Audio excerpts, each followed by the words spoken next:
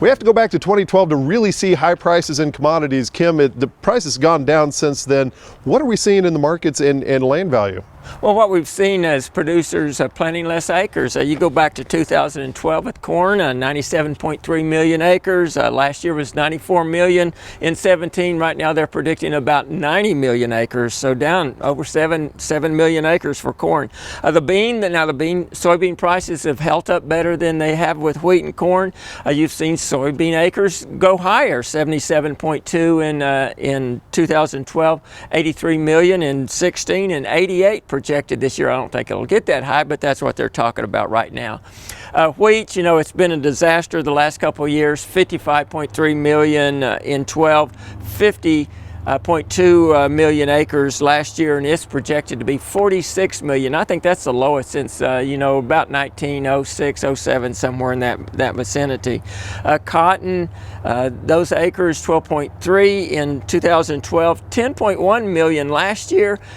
Cotton, as the price relative to the other commodities, looks relatively good for 17, and so they're talking about it going a little higher, 11.5 million, still lower than it was in 12. If you look at total crop acres in the United States, 257 million in 12, down to 253 last year. This year projected to be down to 250 million acres. That's down 7 million acres in what it was, 5 years ago. So all of those numbers were sliding down except soybeans and then cotton this last year.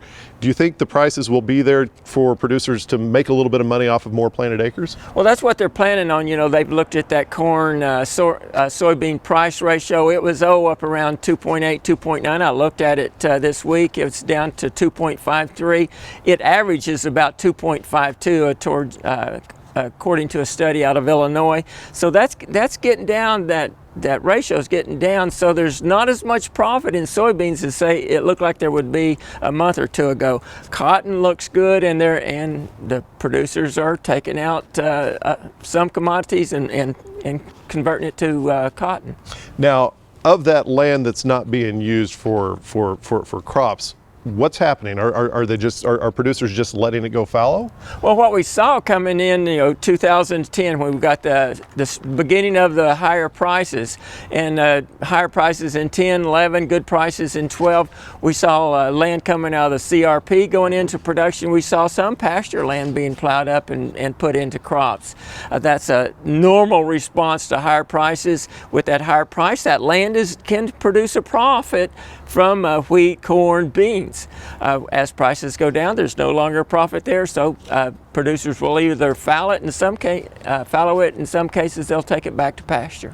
Now, with the shrinking acreage in the U.S., are other parts of the world doing this as well, or is it just the U.S.? Well, if you look at production around the world, for corn, 2012 is 34.2 billion bushels. It's up to 41 now, higher. If you look at soybeans, at 9.9 billion bushels, up to 12.4 this last year.